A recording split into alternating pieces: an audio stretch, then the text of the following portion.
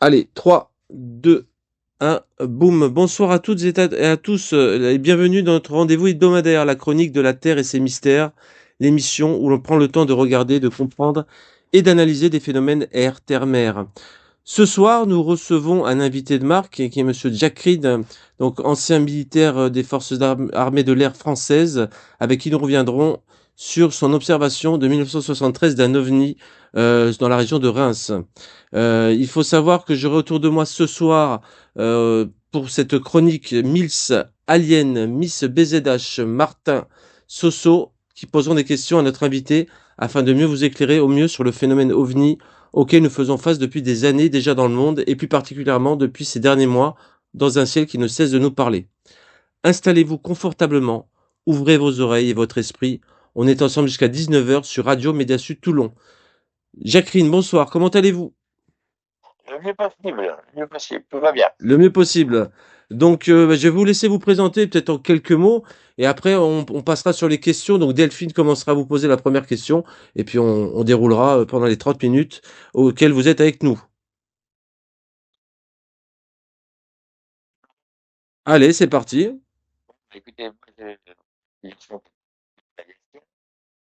comme je dis, il y a des destins qui se forment puisque je suis né à côté en 44 avec un terrain de chasse allemand. J'étais mitraillé dans mon berceau par un raid des 38 américains Oui. et j'ai dû trouver le spectacle tellement chouette que voilà. Et puis après, j'étais dans l'environnement, dans mon petit bled dans l'Anjou, il y avait des aviateurs.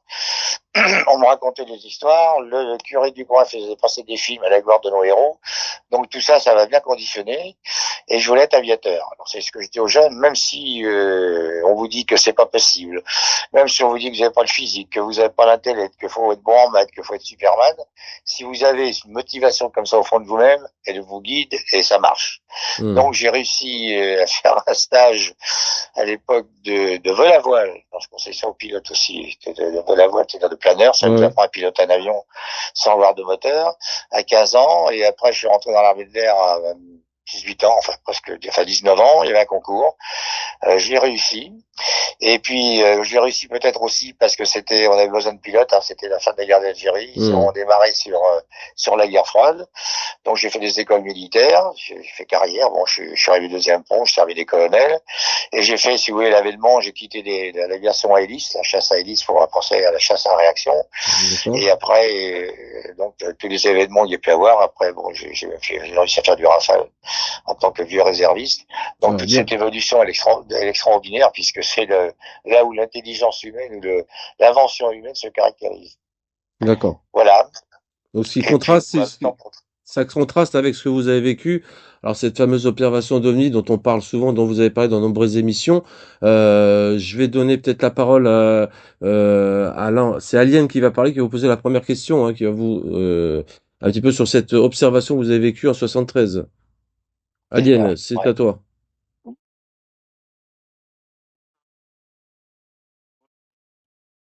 Moi, c'est Anthony, j'habite pas très loin de la base aérienne de Cambrai, la BA-103 que vous avez certainement connue, là. Ah bah c'était une base célèbre, c'était une base de défense aérienne justement avec Creil. Voilà, on avait Voilà, Creil, il y avait la défense du ciel de Paris et Cambrai c'était la frontière nord. exactement. Alors, je vous ai vu également pas mal de fois sur cette base et je vous ai vu également et on a discuté hein, également sur la base de Nerny, hein, l'aérodrome de Nerny. Hein. Oui, bah, je fais des meetings après là. Bien sûr, oui. C'est ça. Donc, alors la première question que je voulais vous poser, dans quel type d'appareil étiez-vous à l'époque et la région où vous avez observé ce fameux cigare. Alors bon, c'était une mission. Faut savoir que là, c'était l'époque qu'on retrouve un peu maintenant. C'était l'époque de la menace entre la Russie et les Américains. Hein, la France se trouvait entre les deux. Le de Gaulle avait dit aux Russes, si vous attaquez avec la bombe atomique, on en a une. On vous transforme en caramel que vous allez faire. On avait développé le Mirage 3 à l'époque, qui était un avion qui dépassait Mach 2, Mach 2, justement pour intercepter la menace russe si elle décollait. Si elle décollait de Russie, on les interceptait en passant. On avait les premiers radars, on avait les premiers missiles. Et donc, on avait une force de représailles c'est la force de dissuasion, ça s'appelait comme ça. Et donc, on s'entraînait en tant que pilote à faire, bon, dans tous les types de vols, mais surtout en vol de nuit, des rassemblements de nuit, avec l'aide du radar qu'on avait à bord, et puis intercepter des avions. Donc ça faisait partie de notre exercice de défense aérienne. Faut savoir, il y avait une délicatesse parce que la nuit, en vol, on n'a pas d'idée de vitesse, on n'a pas d'idée de vitesse de rapprochement, on n'a pas d'idée de vitesse de distance et des distances de volume, vous voyez. Donc ça peut être ça peut être dangereux pour les sensations naturelles qu'on a, le coup d'œil. Donc on décollait à 2 avions, on était guidés, on était dans un secteur qui était à l'époque Reims, Cambrai, qui nous était dévolu, vers 45 000 pieds, et alternativement, chaque avion faisait le target, l'autochasseur, guidé au départ par un contrôleur au sol, qui écartait sur une trajectoire celui qui allait servir de cible, qui se prenait en compte le chasseur, l'amenait à son contacteur radar, et après le pilote se débrouillait tout seul pour rassembler à vue. Identifier l'avion, on avait un phare, etc. C'était aussi une fonction de police du ciel, puisque bon, la défense aérienne, c'était ça, on peut même, surtout maintenant, aucun avion ne peut surveiller les ciels français ou les ciels de l'État sans être identifié. À ce moment-là, on fait décoller la chasse, on fait décoller ce qu'il y a normalement à l'époque. Donc c'était cet entraînement. Dans la première phase, j'étais target, j'étais peinard, j'étais à 45 000 pieds, je regardais les étoiles. Il y a 2 choses dans l'aviation, c'est la vitesse et la vue. La vitesse, vous ne l'avez pas, vous vous cassez la figure. La vue, c'est toujours l'avion que vous n'avez pas vu. En temps de guerre qui vous flingue, en temps de paix, c'est la collision. Donc je regardais toujours un peu autour de moi, et pendant que j'étais stable au cap, je vois dans mes 10 heures quelque chose qui ressemblait à un avion, dont un objet qui est éclairé d'ailleurs, qui avait des hublots. Donc je signale ça au radar, au contrôleur au sol, et je signale bien, j'ai l'avion dans mes 10 heures, là, j'estime à 10-15 nautiques, il n'a rien à faire là, il est dans notre zone, qu'est-ce que c'est? Et le contrôleur me répond, moi il m'a dit, je vois tous les contacts autour de vous, mais ce que vous me signalez, j'ai pas un contact radar. J'ai écouté, l'oxygène précieux, on a fait des procédures voir un peu, parce qu'à 45 000 pieds sous oxygène pur, des fois, on peut avoir des illusions sensorielles ou des choses comme ça. Je confirme mon observation, et mon collègue rassemble sur moi, et il voit la même chose que moi, il est en patrouille, et il confirme au contrôleur qu'on a un target, qu'on a un avion qui vient vers nous dans nos 10 heures. Et comme, en fait, il confirme que lui, il n'a pas en contact radar, écoutez, on fait ce que notre travail, justement, police du ciel, on va dessus pour voir ce que c'est. Et au moment où on arrive à une distance que j'évalue moi assez courte, il disparaît. Mais c'était avant l'heure, c'était, vous savez, dans des films d'anticipation qu'on a maintenant, là, il passe en vitesse lumière. Un flash, en éclair. Hein. C'est un éclair. Une perception sensorielle, quoi. Ouais. Il nous laisse sur place. C'est vraiment l'impression de rester sur place. Bon, on coupe la pêche condition, on dit bon, qu'est-ce qui se passe? Le contrôleur nous dit, moi j'ai perdu le contact de ce que vous parliez. Enfin, j'ai pas perdu le contact. Vous êtes toujours en contact, mais j'ai rien vu. Il faut savoir que à l'époque, on n'avait pas de brouillage radar sur notre avion, on n'avait pas de brouillage radio, on n'avait pas de perturbation extérieure. Ici existe dans certaines autres observations. On reprend notre entraînement, et là je suis chasseur. Et j'ai fait la manœuvre de mon camarade, je fais l'acquisition radar de bord, j'arrive en virage sur lui, et là, comme on regarde quand même le ciel extérieur, je vois, il réapparaît, et il joue le rôle d'un 3e avion qui nous observerait, comme moi je ferais, si vous voulez, où un chasseur regarde 2 avions qui font des manœuvres, et il regarde, on dit sur la perche, là où il est, regarde ce qu'ils font. Voilà, il nous observait. Donc le dialogue se reprend avec le contrôleur, le même, je vois tous les avions, tous les trafics autour de vous, mais je ne vois pas ce que vous nous annoncez. Alors là, boum, on met la PC, on met toute la chose, et on va dessus, Et vraiment, à plein pot, quoi. On dit, vitesse maximum, on veut savoir ce que c'est. Et le phénomène se reproduit, et au moment où, à une distance qui paraît menaçante pour lui, il disparaît.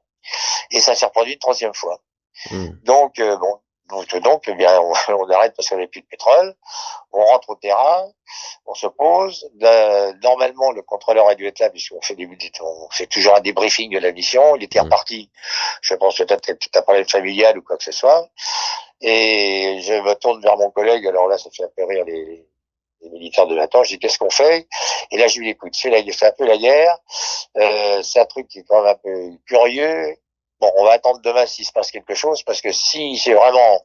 Vous faites un rapport, monsieur Crine? Vous faites un rapport directement à votre hiérarchie ou pas?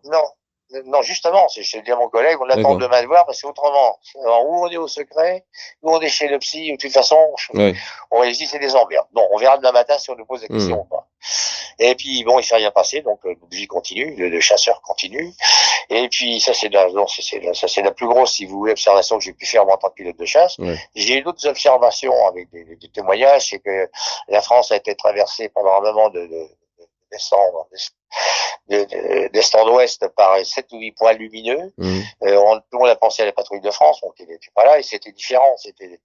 Dans quelle année, Monsieur Crin? Ça, c'était les années 80, 82, 83, 84? Ah, ce phénomène, Ouais, moi, je l'ai ouais, je m'en observé souviens de par ce tout le monde. phénomène, ouais. Mmh.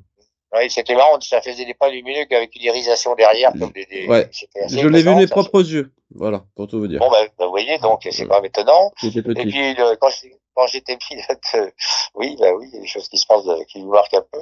Et quand j'étais pilote de ligne, donc j'ai observé aussi deux, trois trucs qui se baladaient, qui venaient presque en patrouille sur nous. Bon, j'ai resté calme parce que peut-être à cause de mon expérience, qui venaient nous rassembler, enfin, qui nous rassemblaient un peu, qui disparaissaient de la même manière. Ah, donc c'est pas un cas Voilà. unique, hein, c'est pas un cas unique. Ce qui s'est passé en 73, vous l'avez revécu après. Très très intéressant de voir le côté répétitif et le côté peut-être intelligent des objets qui étaient là à côté de vous. Hein. Je vais donner la parole à Marvin qui va vous poser une deuxième question. Merci pour cette première question, Alien. Vas-y, Marvin.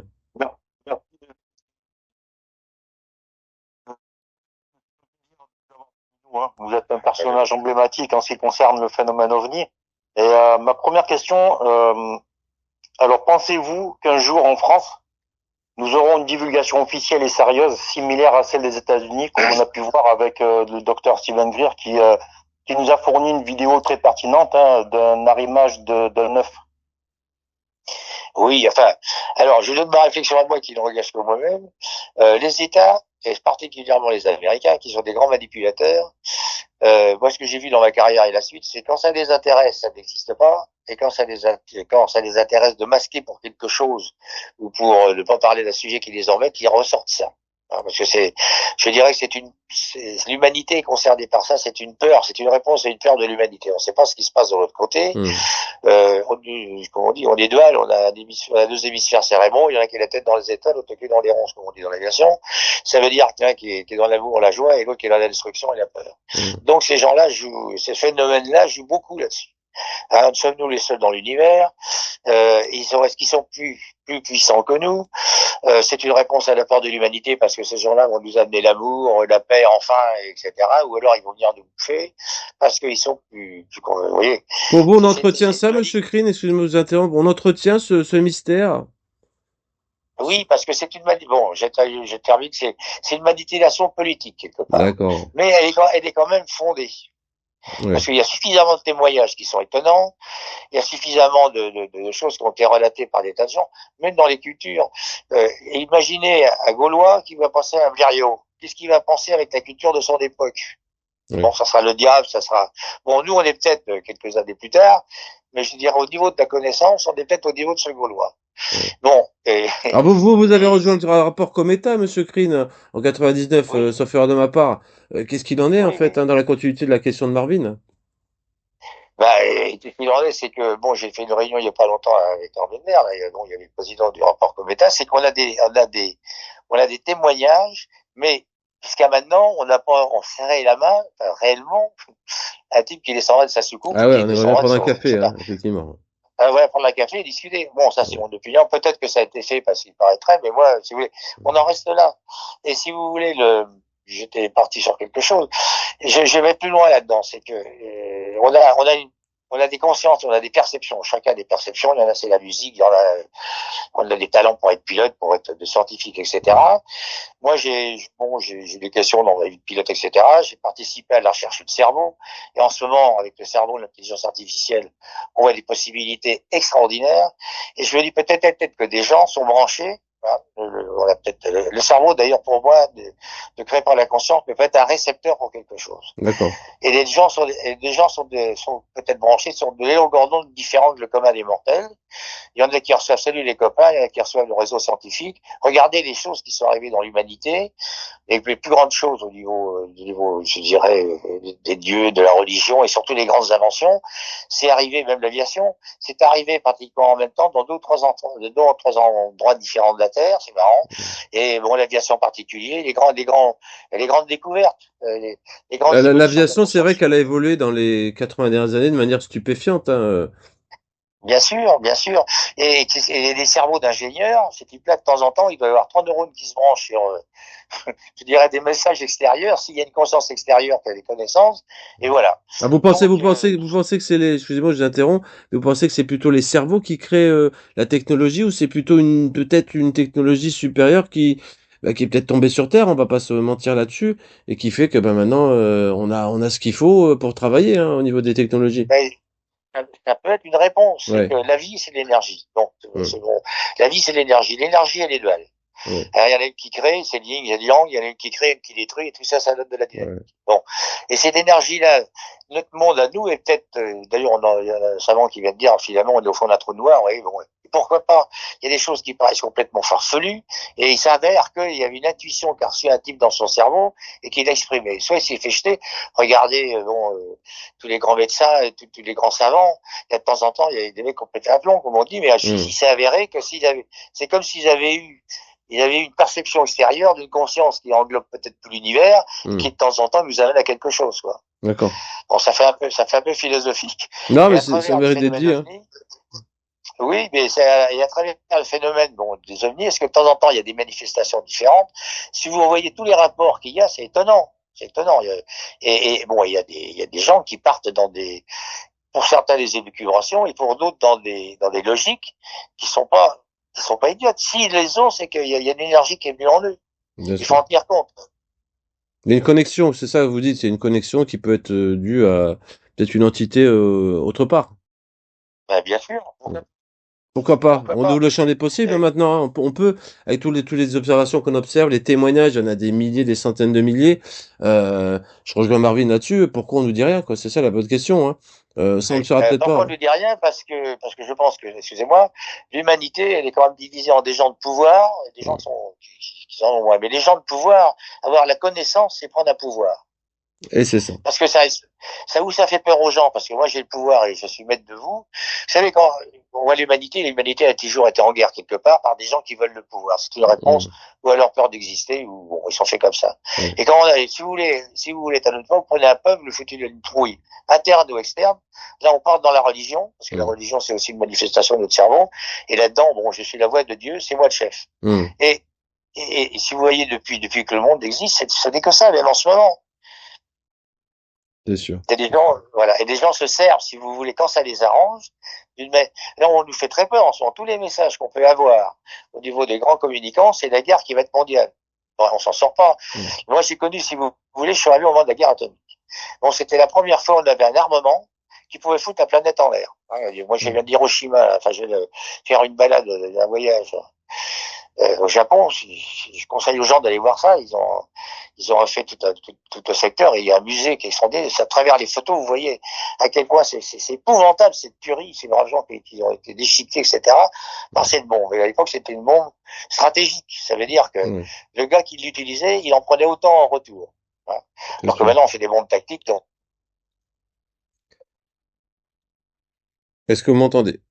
toute la planète en l'air. Ouais. Bon. Alors, ça, dans l'imaginaire humain, plus peut-être des extraterrestres, plus une autre conscience extérieure à nous, Mm. qui gère peut-être l'humanité, c'est pas illogique, si vous voulez. C'est pas logique, ça pourrait même être logique, plus que logique. Hein. Merci beaucoup, Monsieur Chris. Je donne la parole à Delphine qui veut me poser une question. On a beaucoup de questions à vous poser, on fera peut-être pas en une fois. Vas-y, Delphine.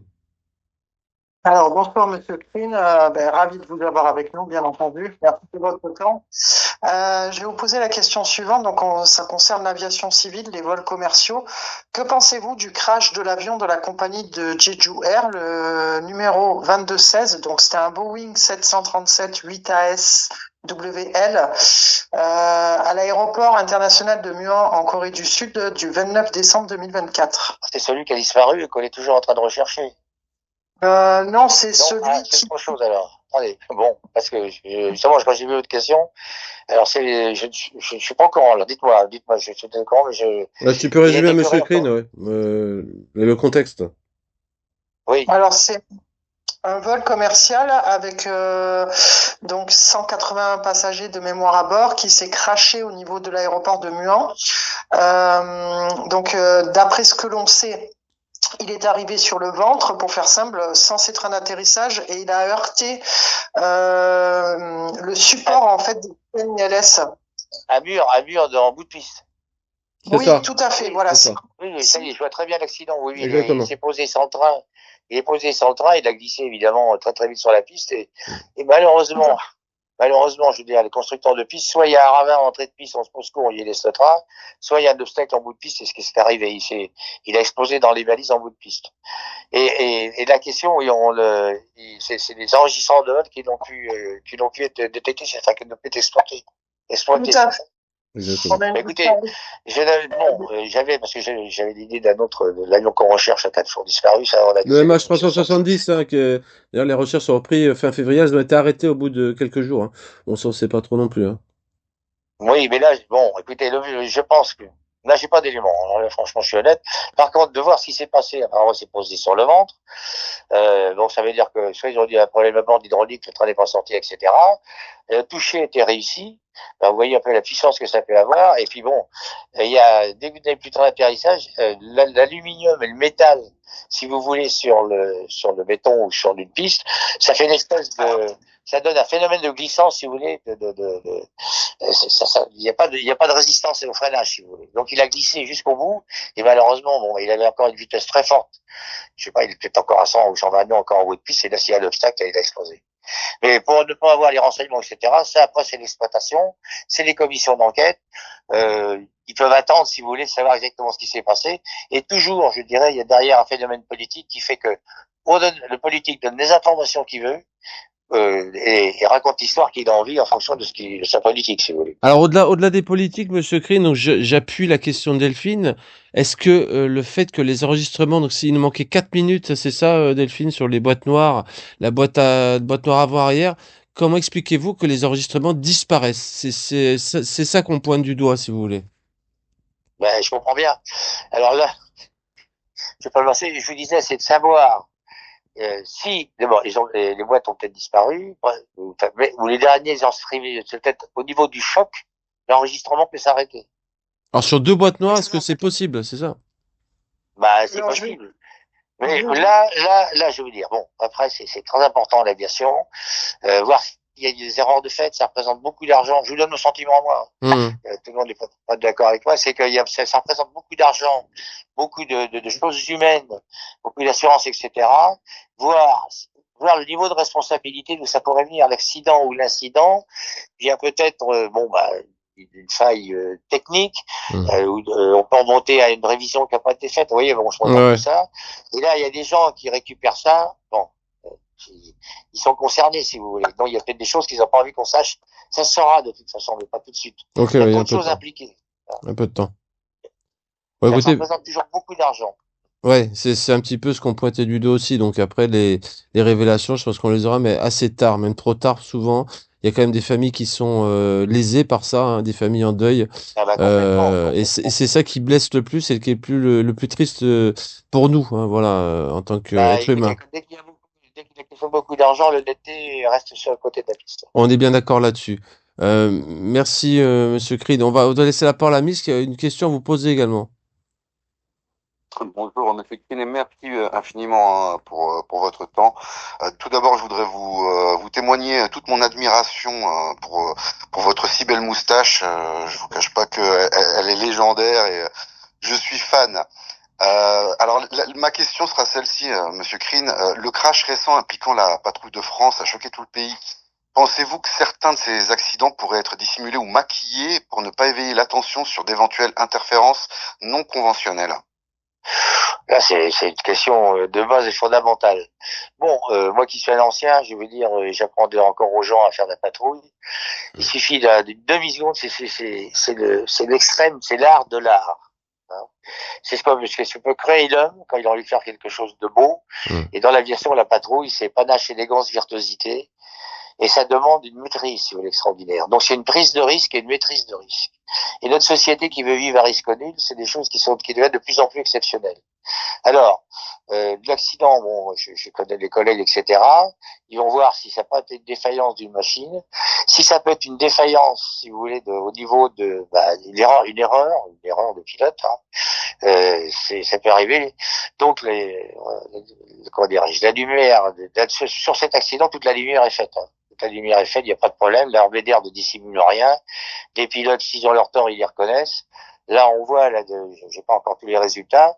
Il serait possible, ça serait peut-être un problème d'aérofrein qui n'est pas fonctionné. Il y a une chose vraiment, c'est très très rare. Hein. Bon, il y a eu des crashs dans la patrouille de France.